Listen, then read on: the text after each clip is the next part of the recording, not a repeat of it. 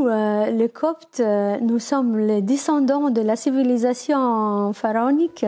En fait, ça veut dire nous sommes les vrais Coptes, les vrais Égyptiennes. Nous avons cette réalité que nous sommes des citoyens de deuxième degré. Bonjour et bienvenue dans Les Voix de l'Orient, un programme de l'œuvre d'Orient, avec aujourd'hui sœur Magda Michael, copte catholique et religieuse du Sacré-Cœur de Jésus. Bonjour ma sœur, qui sont les Coptes ? Voilà, justement, j'aimerais bien commencer par le mot copte. Qu'est-ce que ça veut dire copte ? Ça vient du mot grec Égyptios. Et c'est déformé à copte pour désigner égyptien. En fait, nous, les Coptes, nous sommes les descendants de la civilisation pharaonique. En fait, ça veut dire nous sommes les vrais Coptes, les vraies Égyptiennes.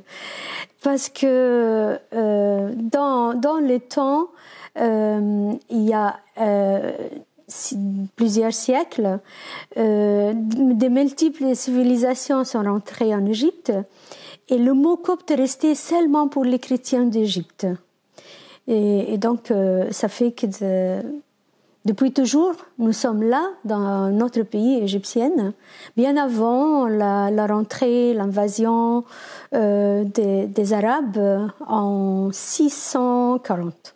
Et comment est née l'Église copte ? Alors, cette église copte, c'est une église parmi les plus anciennes églises dans le monde.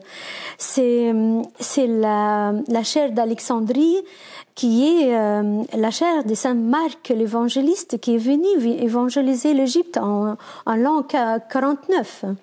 Après la résurrection de Jésus, au moment où tous les disciples, tous les apôtres sont partis un peu partout dans le monde de ce temps. Voilà, donc c'est une église parmi les églises plus anciennes. Et pas seulement, nous nous sentons aussi associés à l'histoire sainte. Parce que non seulement depuis 2000 ans, mais depuis 3500, nous nous sentons l'origine et notre pacte sacré dans l'humanité de l'écriture sainte, passant par Abraham, Joseph, Moïse, et arrivant après le temps de Jésus, la fuite de la Sainte Famille. Ça fait que nous, les Coptes, on se sent vraiment une partie prenante de l'histoire sainte, de l'humanité de la Bible.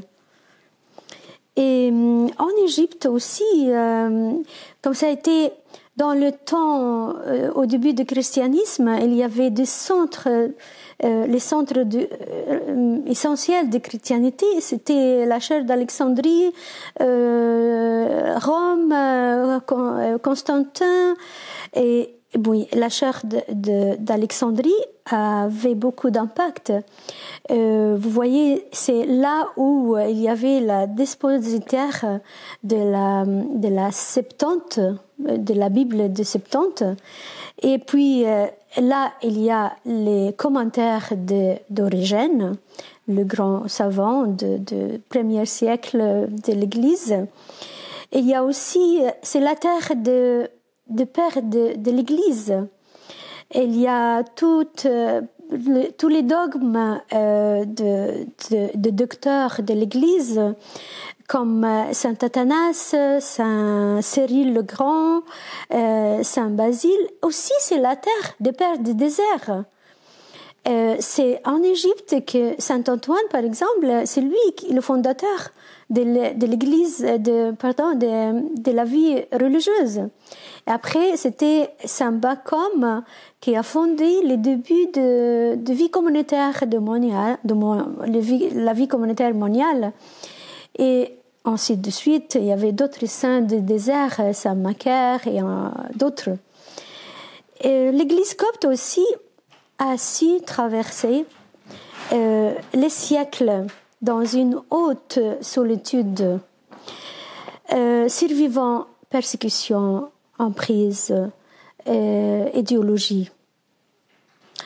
Déjà, si on revient dans l'histoire, le temps de l'Empire romain, l'Égypte faisait partie. Donc il y avait beaucoup de persécutions, comme nous savons le temps de Romains.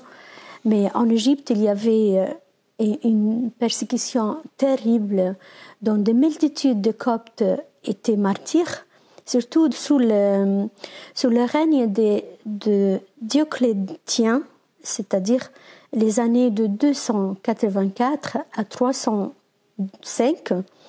Il y avait tellement de martyrs coptes qu'on a commencé un calendrier copte nommé le calendrier liturgique, le calendrier des martyrs.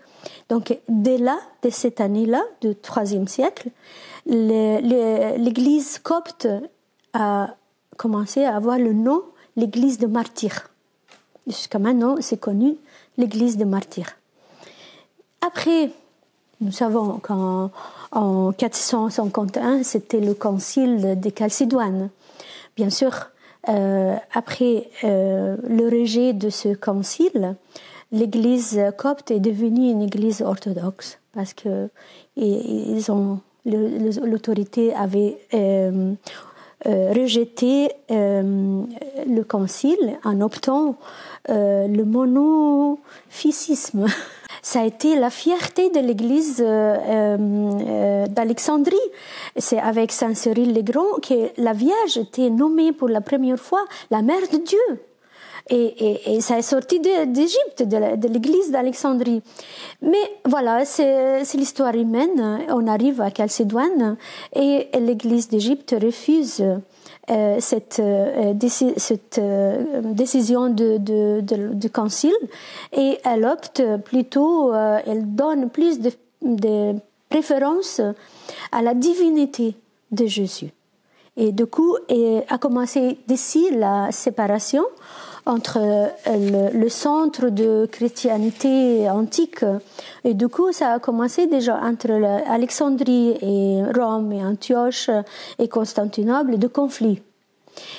Et comme l'Égypte était sous l'Empire romain, Byzance, donc ça a désormais après post-concile Chalcédoine, que Byzance a trop serré son influence et son pouvoir entre 5e siècle et 7e siècle sur cette province d'Égypte et les Coptes. Du coup, alors, ça a fait que cette communauté copte est restée un peu isolée, beaucoup isolée.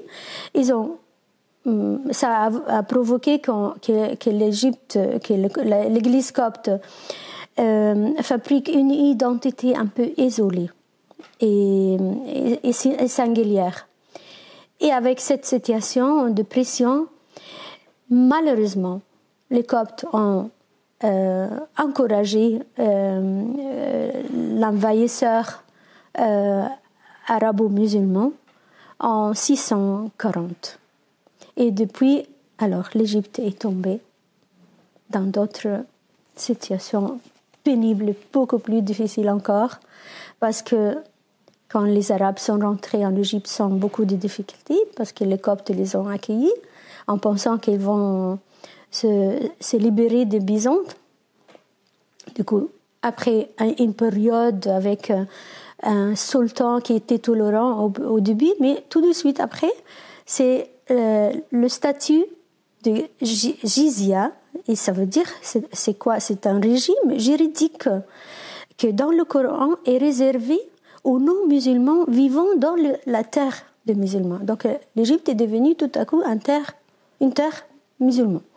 Et voilà, les Coptes sont devenus des citoyens, selon cette loi, citoyens de second degré.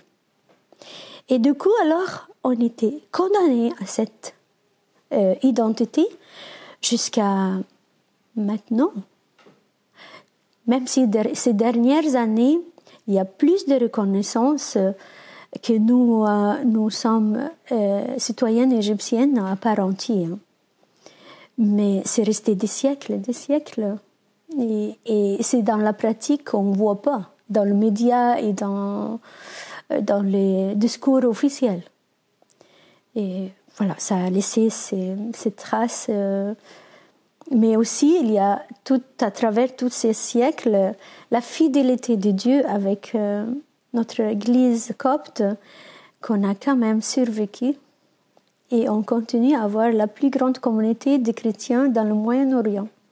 Parce qu'on est beaucoup plus nombreux, en fait. L'Égypte, maintenant, c'est 106, 104 millions. Et nous, les chrétiens, les Égyptiens coptes, nous sommes entre 10 et 15 millions. Comment l'islam est-il devenu majoritaire en Égypte ? D'abord, ça a été selon les époques, selon le sultan, celui qui gouverne. Il y avait celui qui était un peu tolérant, mais il y avait des périodes terribles dans l'histoire où on est exigé que tous les Coptes ne parleront que l'arabe. Et du coup, alors, il y avait comme la police secrète qui allait suivre les gens, même pas seulement dans l'église, mais dans leur maison.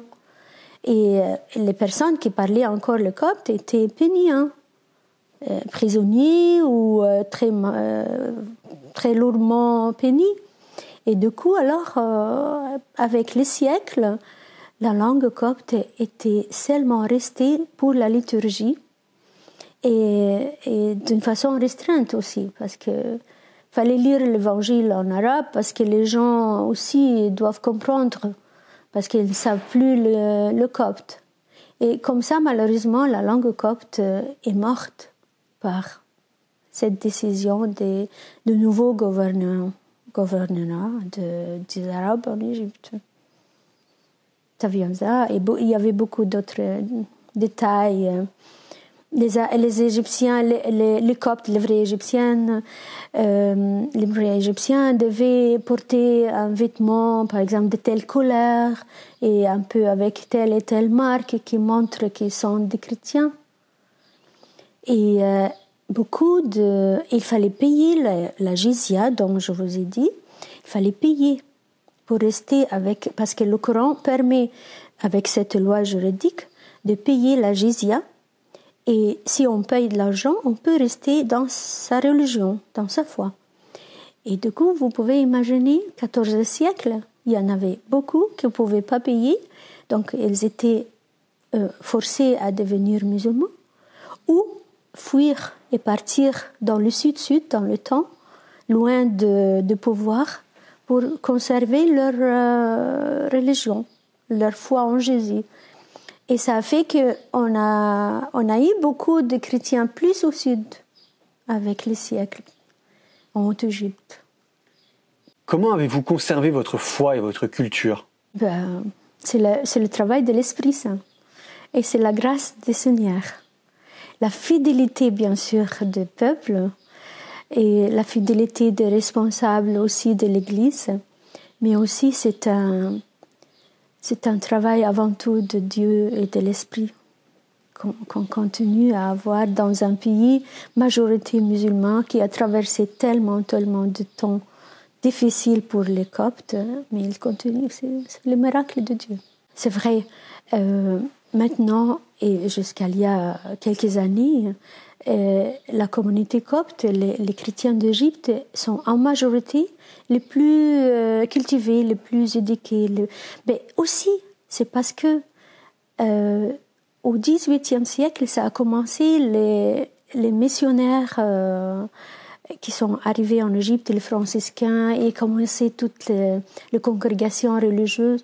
Et donc, plein d'écoles étaient déjà mises en place pour bien éduquer les enfants. Ça, c'est d'un côté, les écoles catholiques.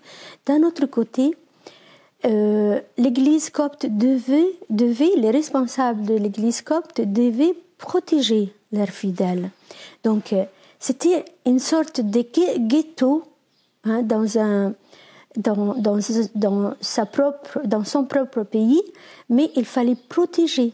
Alors, donc, comme vous dites, pas seulement la messe, mais beaucoup de formations. Il y avait dans le temps ici des écoles dans l'église, les catéchèses bien sûr. Et donc, ça a été développé pour aider à cette communauté chrétienne à continuer à se développer, à être protégée de la société extérieure qui menace un peu. Donc il fallait tout, jusqu'à très très récemment, on avait dans chaque paroisse et son hôpital, sa maison pour les vieillards, et même les monastères, on cultive, donc on vend dans l'église un peu comme des magasins de fruits, de choses du monastère. Donc il y avait tout un monde à nous. Un peu le copte qui protégeait le copte, aussi le sport, parce que c'est menaçant d'envoyer nos jeunes dans des clubs. D'ailleurs, ils ne sont pas acceptés s'ils veulent rentrer dans des compétitions de sport. Donc, l'Église a fait tout ça, même du théâtre, pour développer aussi l'art et le théâtre. L'Église avait fait tout. Et ça a beaucoup aidé. Mais maintenant, grâce à Dieu, on est de plus en plus intégrés. Et les coptes osent de prendre de place quand il est possible, parce que jusqu'à maintenant, ce n'est pas toujours possible. Comment est née l'Église copte catholique ? Oui, alors l'Église copte catholique, depuis le concile chalcédoine, on est d'accord que l'Église est devenue orthodoxe, mais il y avait, les historiens disent qu'il y avait toujours une minorité, ce qui montre qu'il y avait une minorité qui est en lien et en rapport avec l'Église catholique. C'est que dans l'année 1739, il y avait un évêque copte de Jérusalem. Il est copte, mais il était l'évêque de Jérusalem, c'est-à-dire avec la communauté catholique de Jérusalem, et lui a commencé dans cette année-là, 1739, à être nommé du Vatican comme le représentant de la communauté catholique d'Égypte, de Copte, et de Jérusalem. Et ça dit aussi qu'il y avait déjà des minorités qui continuent, mais aussi il y avait un essai durant le XIVe et XVe siècle, un effort entre le Vatican et bien sûr les Coptes qui étaient en lien avec le Vatican pour rapprocher l'Église copte orthodoxe, l'Église copte du pays, du Vatican, mais ça n'a pas abouti ça n'a pas réussi. Enfin, mais il y avait, durant 2 siècles, les historiens nous disent, il y avait les va-et-vient pour le Vatican qui essaye de rapprocher l'Église d'Égypte avec. Bon, il y avait toujours ça, mais aussi avec l'arrivée aussi en même temps des franciscains. En 1939, il y avait cet évêque de Jérusalem, il y avait d'autres après lui, et qu'on a commencé alors de nommer ces évêques comme des patriarches d'Alexandrie de l'Église copte catholique. Et ça a été juste en 1895 avec le pape Léon XIII, a nommé et déjà a fondé 2 diocèses de Mignane et de Thébès. Il a fondé 2 diocèses coptes catholiques et a nommé l'évêque du Caire comme le patriarche catholique d'Alexandrie. Après, il y avait beaucoup de pas faits dans l'écuménisme avec l'Église du pays, l'Église officielle orthodoxe. Et dans notre ère, notre siècle, le 10 mai 1973, déjà c'était la première visite d'un pape copte orthodoxe au Vatican, le pape Shenouda III, qui a rencontré le pape Paul VI. Et dans cette expérience de rencontre, ils ont sorti je vais lire cette déclaration. Alors, ils avaient déclaré de s'être rencontrés dans le désir d'approfondir leur relation entre nos églises et de trouver les moyens concrets et surmonter les obstacles existants sur la voie de notre réelle coopération au service de notre Seigneur Jésus-Christ. Donc ça a été déjà en 1973 et après, très récemment, l'an 2000, le Jean-Paul II est venu visiter l'Égypte. Et pour vous dire, ça ne pourrait pas être une visite d'un État à l'État, comme le pape est un chef d'État. Non, mais il est venu pas seulement comme un chef d'État, mais comme un pasteur aussi pour ces églises. Donc il fallait que l'Église de pays orthodoxe déclare la bienvenue aussi du pape. Et donc ça a été un signe pour nous très, très joyeux. Parce que voilà, il commence à venir des papes de Rome chez nous, ça c'était un bon événement. Et puis encore, avec la visite du pape François en 2017, c'était juste après la Révolution et tous les massacres de Coptes. Donc c'était un immense geste de solidarité du pape François de venir rejoindre nos communautés et nous soutenir dans des moments difficiles comme ça. Donc, et après cette visite, il y avait aussi une autre visite du pape actuel, Tadros II, au Vatican, les 10 et 11 mai 2023. Et c'était comme les deux chefs d'État, deux chefs d'Église qui se rencontrent pour fêter et commémorer les 50 ans de premier lien et la première rencontre entre les deux églises de Pape Shenouda dans le 73. Et maintenant nous sommes en 23. Ça faisait l'anniversaire de 50 ans de rencontres d'amitié et de fraternité catholico-copte. Et nous nous réjouissons beaucoup quand on apprend, parce qu'ils se sont rencontrés encore, que le pape Tawadros se réunit avec le pape François. C'est une immense joie. Et du coup, alors, c'est devenu le 10-11 mai, c'est toujours une fête de notre amitié entre coptes catholiques et coptes orthodoxes. Que représente l'Église copte catholique aujourd'hui ?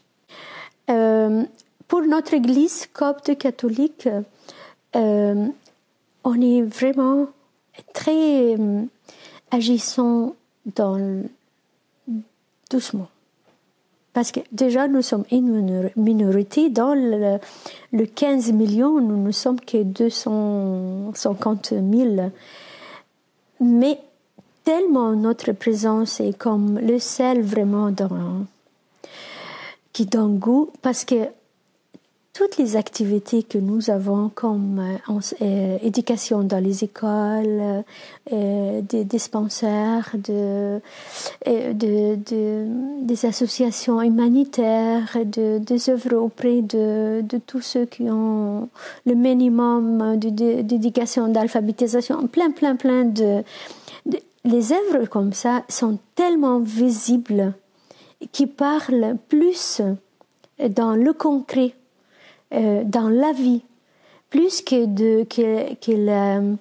l'Église copte catholique a des événements comme ça très officiels. Enfin, nous sommes petits et humbles, mais le Seigneur agit d'une façon très extraordinaire.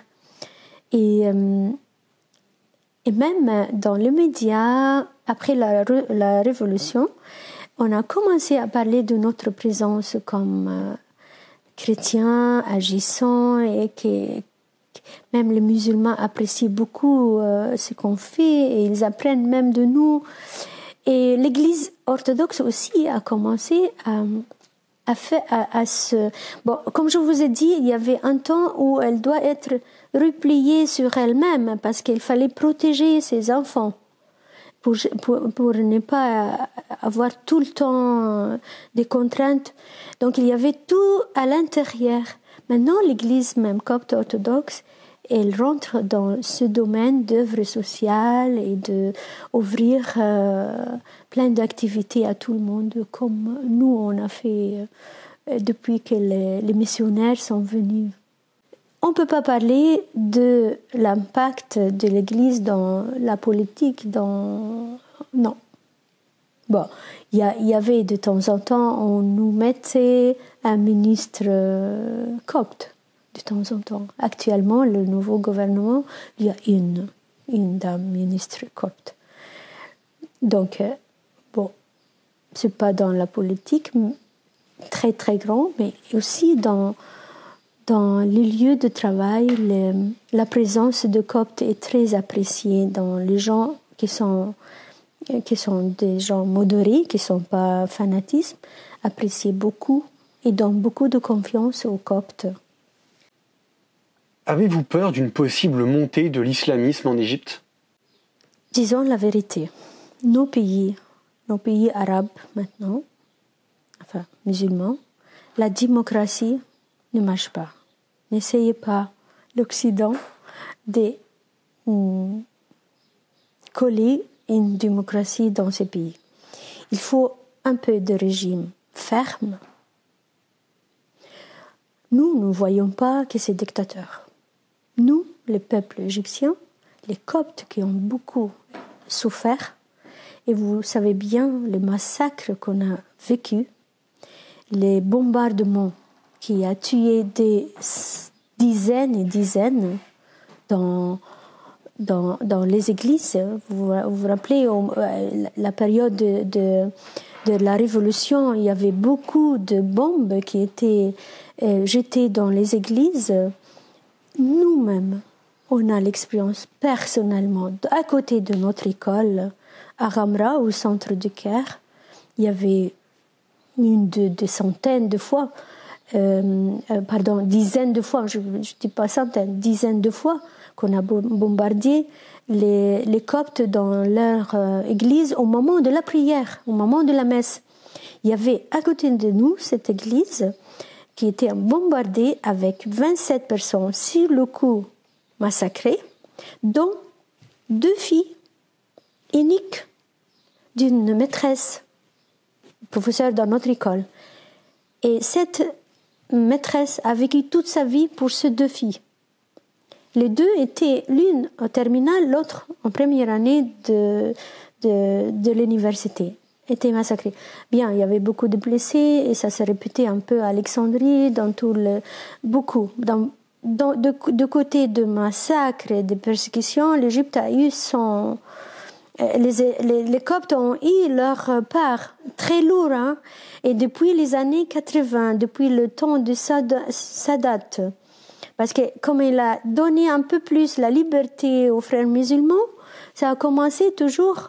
Vous savez bien, les terroristes commencent par la réalité, les personnes les plus faibles dans un pays. Ils attaquent les plus faibles. Donc, ils ont, pour question de politique et de pouvoir, ils attaquent les faibles. Et nous, la communauté copte, on est toujours dans le pays minoritaire, mais pas minoritaire, nous sommes l'origine du pays. Hein. C'est pas qu'on est minorité dans le sens... comme si en Europe, il y a une minorité qui vient.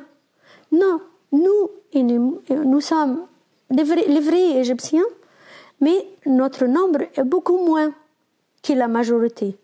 Donc, tout de suite, on nous attaque, les frères musulmans. Et ça a été une très longue période, des années 80 jusqu'à la Révolution 2011, et après jusqu'à 2019, le massacre n'a pas cessé. Hein. C'est vrai, parce que notre Église est copte orthodoxe, on n'a jamais parlé haut. On n'a pas réclamé très haut dans l'Occident. Parce que l'Église ne peut pas le faire. elle est déjà massacrée. Il ne va pas parler. Il va subir encore plus. Vous voyez un peu? Donc, et encore, ce n'est pas l'Église catholique. La majorité, c'est l'Église orthodoxe. Donc, l'Occident n'était pas au courant. Ou ne s'intéressait pas au niveau de politique. Enfin. Et puis, l'Église orthodoxe ne va pas faire appel à l'Église mondiale catholique. Non, elle va avoir encore plus de difficultés. Vous voyez? Donc, le massacre, ça a été toujours. Heureusement, ça s'est calmé après que le président actuel a commencé à parler très directement dans ses discours plusieurs fois que nous, les Égyptiens, tous, nous sommes Égyptiens à part entière. Il n'y a aucun Égyptien qui n'est pas vraiment un citoyen. Donc ça a déjà commencé à faire basculer et revenir à la vérité que nous sommes pas des second degrés. Notre identité comme copte, nous sommes identité égyptienne à part entière, pas comme ça a été pendant des siècles, seconde citoyen. Déjà, c'est un message qui a aidé dernièrement que des coptes commencent à apparaître dans les médias et parler de nous. Et ça n'a pas été avant la Révolution, juste il y a 13 ans. Ça n'a pas été. Donc ça, qu'on n'est pas persécuté, maintenant, d'accord. Mais il y a la discrimination. Parce que si on parle de travail, par exemple, un jeune copte va tourner toute l'année à ne pas trouver un travail. C'est pas facile. Parce que déjà, vous êtes catégorisé. Déjà, quand vous présentez votre CV, il y a la religion. C'est comme ma carte d'identité, c'est écrit la religion. Dans nos pays, c'est ça. Donc, on le met de côté. Bien sûr, dans un pays de majorité musulmane, la plupart du travail est tenu par des musulmans.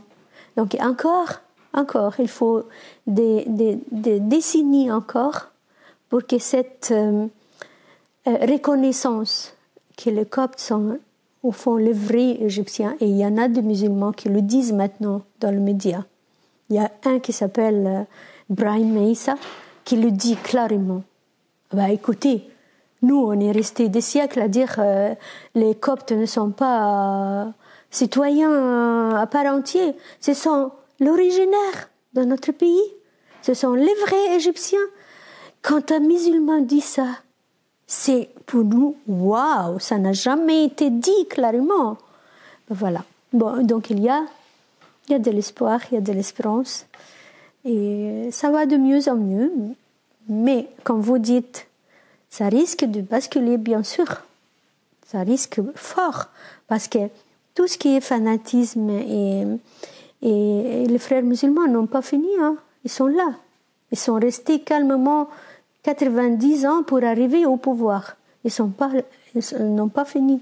Ils continuent leur travail et dans des couches de société beaucoup plus simples, ils agissent et ces gens-là, ils sont très fanatiques. Très.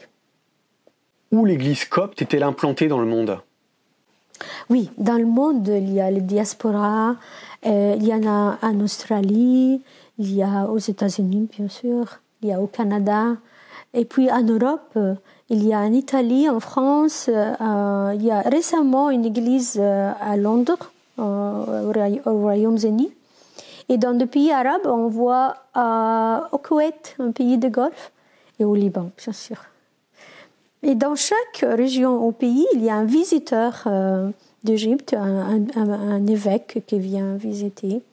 Comment l'église copte catholique s'est-elle implantée en France ? Oui, ça a été, je vous dis maintenant, ça a été avec un père qui s'appelle Père Samir Salama, qui était chapelain à la basilique de Montmartre. Alors, il a commencé à l'année 1978, a célébré une messe pour une minorité d'Égyptiens, 10 personnes. Et il est resté, cette minorité, 10, 15, 20, 10 ans à célébrer la messe à la basilique de Montmartre. Après est née l'idée de ce groupe-là de fonder une communauté pour les Coptes catholiques en France. Et c'est grâce au père Samir Salama avec les Égyptiens. On a commencé en mars 1988. Le père Eskandar Ouadia était envoyé du patriarcat copte catholique d'Égypte ici pour contacter tous les fidèles égyptiens vivant à Paris et en Île-de-France. Pour leur annoncer cette bonne nouvelle, on va commencer une communauté copte catholique à Paris. Et voilà, il a commencé à les réunir. Et le 22 août 1988, il a célébré la première messe pour la communauté copte catholique à Paris, chez les sœurs de la congrégation de charité dominicaine. Et ça a été au 310 rue Vaugirard, dans le 15e. Et après, en 1997, une grande messe, un grand événement, c'est que on va désormais partager avec nos frères et sœurs latins la chapelle de Notre-Dame des Malades au 10e. Et en ce jour-là, en septembre 1997, on a célébré une messe copte et consacré cette chapelle pour la communauté de Coptes catholiques jusqu'à maintenant. Et en plus, le père Bernard Cordier avait accepté une année après, en 1988, que la communauté copte installe l'iconostase.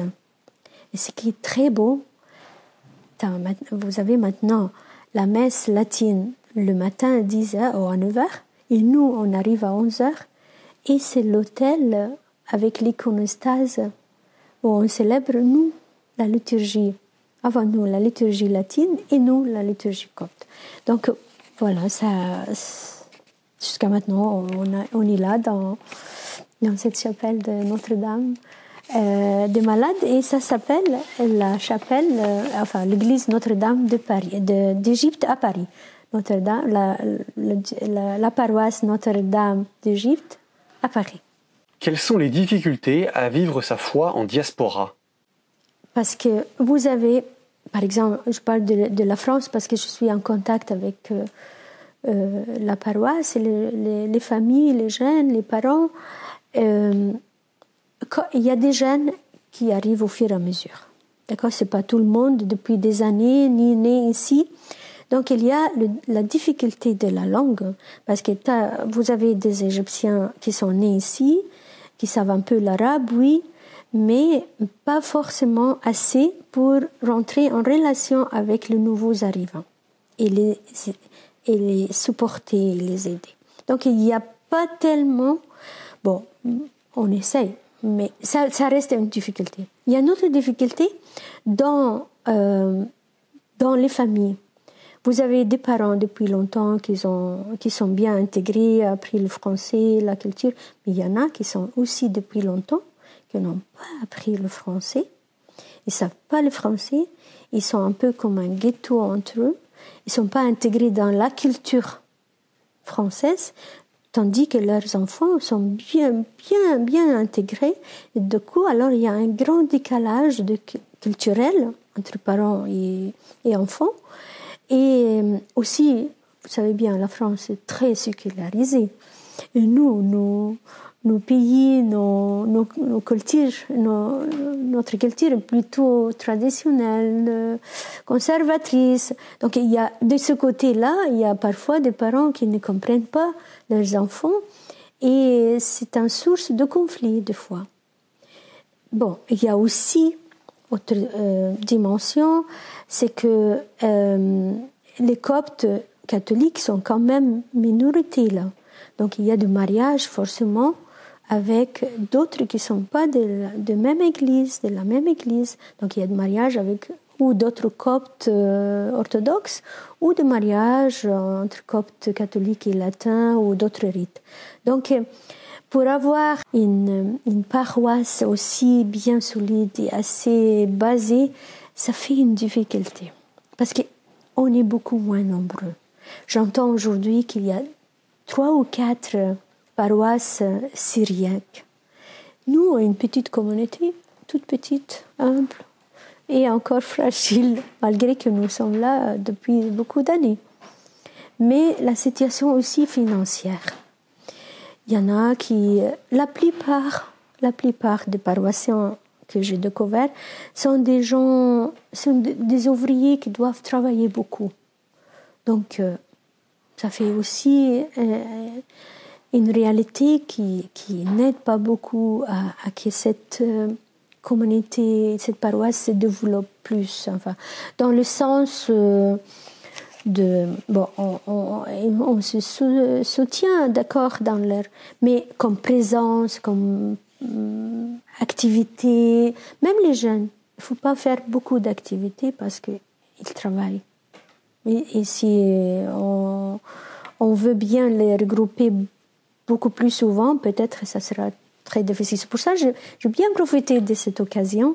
Je les ai motivés 2 mois à l'avance pour qu'elles prennent congé s'il faut pour qu'on vienne. Quels sont les défis de l'Église copte aujourd'hui ? Toute l'Église copte, en général, les défis, je vous ai dit que quand même les défis restent on est dans un pays où encore nous avons cette réalité agissante dans les concrets, les détails les plus concrets, que nous sommes des citoyens de 2e degré. Ça reste, c'est pas fini. Pas dans les paroles officielles, ni dans les grands événements, mais dans la pratique. Et malgré que le président actuel nous visite chaque année, ça n'a jamais été avant lui, pour nous féliciter Noël, et parfois même, s'il est dehors, il rentre. La veille de Noël copte, c'est l'église officielle, donc c'est le 6 janvier, il rentre, et une année il est venu de l'aéroport à la cathédrale pour nous souhaiter. Donc il envoie des messages, des reconnaissances et d'une positivité qui ne prend pas encore corps. Surtout parce que nous sommes un pays de l'Azhar. Le Azhar, c'est l'université musulmane de la théologie musulmane de tout le monde sunnite. On vient de tous les pays du monde, pas chiites. Le monde sunnite, c'est beaucoup plus que les minorités chiites. On vient à l'Azhar pour étudier les dogmes, l'islamologie et tout ce qui est de l'islam. On vient dans cet endroit-là très important. Et c'est de là, le Azhar, le cheikh de Azhar, je l'ai entendu dans d'autres pays parce qu'il va comme le pape, il va visiter le pays. Il parle de tolérance dans les autres pays. Mais chez nous, dans son propre chair, enfin siège, et il a trop de contraintes. Il ne dit pas les choses clairement. Et le Azhar, c'est très lourd pour sortir des déclarations d'ouverture et de mettre à jour de nouvelles attitudes contre la haine et le fanatisme. L'Azhar ne le fait pas. Il est accablé un peu. C'est plus facile pour le président de parler, plus ouvertement. Le Azhar ne le fait pas.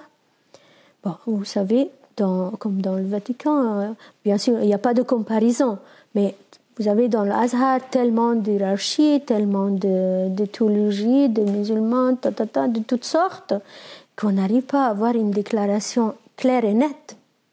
Un jour, de notre grand imam qui rencontre le pape François plusieurs fois. Et avec lui, il a signé le document de la fraternité entre religions. Il fait très bien au niveau mondial et extérieur. Mais dans le pays, il n'arrive pas à dire clairement telle et telle attitude, telle fatwa qu'on fait tout le jour. C'est pas nous, l'islam. Il n'arrive pas à le faire. Et du coup, ça reste quand même une pression chez nous. Donc, c'est un défi pour nous de continuer à vivre dans cette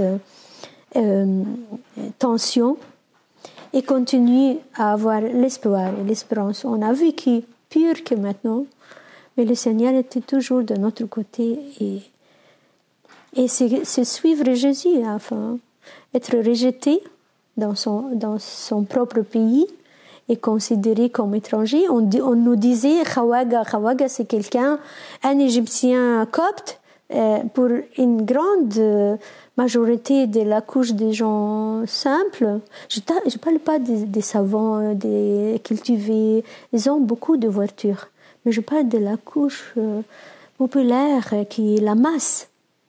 Un copte, c'est un Khawaga, ça veut dire un étranger.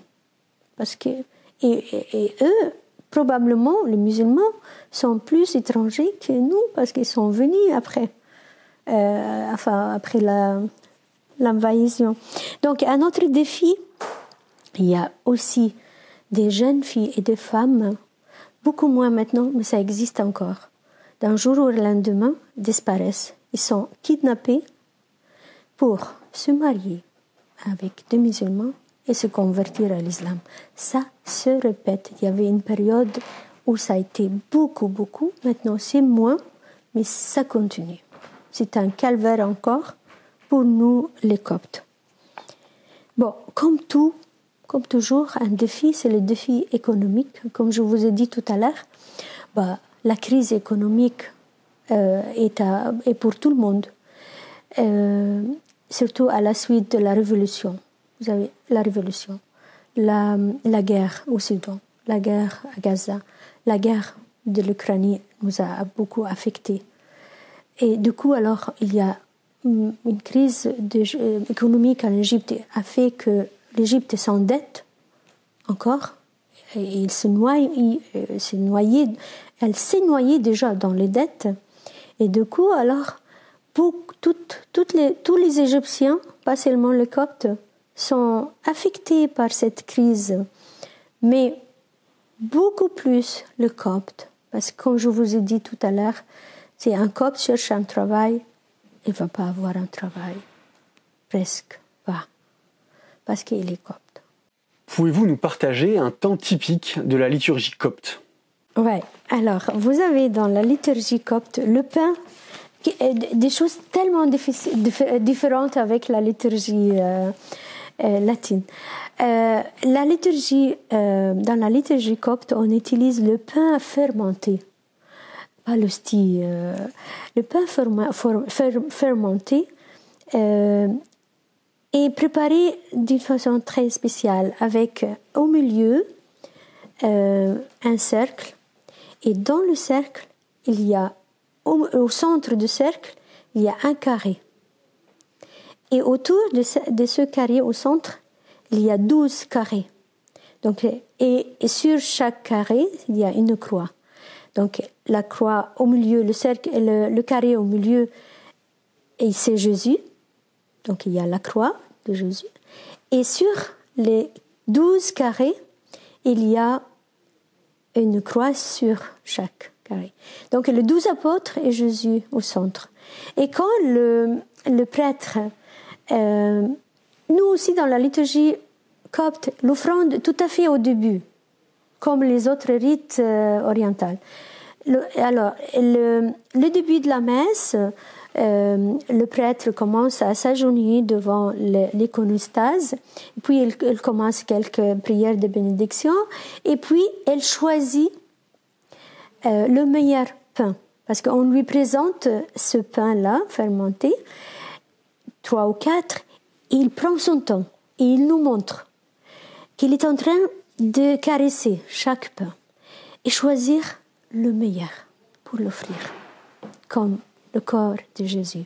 Donc, déjà, ça vous met dans une procession intérieure et préparation spirituelle moi j'aime beaucoup. Et après, il choisit le meilleur pain pour Jésus, pour le consacrer. C'est Jésus qui va avec l'esprit qui va le consacrer à son corps. Et en même temps, comment il fait la fraction? Il coupe chaque carré en soignant le carré du milieu, le centre, pour qu'il soit parfait.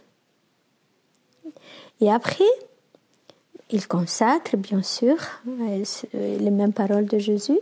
Et après, avec le carré de Jésus, il met une goutte de sang sur chaque, le 12 carrés. Vraiment l'union, le corps et le sang de Jésus. Et après, il donne la communion aux fidèles dans la bouche, en trempant un peu le corps avec le sang. Donc on a... Et que les jeunes, il y a des jeunes aujourd'hui qui découvrent pour la première fois la communion, l'hostie avec la main. Et aussi, j'ai eu une discussion pour leur expliquer, c'est quand même Jésus, ne vous inquiétez pas. Donc, on prend le corps et le sang, tout le monde. Enfin, ça, c'est pour la communion, qui caractérise beaucoup notre liturgie. Et enfin, pour finir, pouvez-vous nous partager un chant religieux copte? Le copte, ça va avec le grec. Vous savez, copte et grec, c'était les deux langues de l'Église avant que l'arabe soit imposé. Donc, quand je dis agios, c'est copte, mais c'est aussi grec. Agios, c'est saint et saint et saint. Et c'est ça qu'on chante, par exemple, dans la liturgie. Je peux le chanter. Oui. J'ai pas une belle voix, mais...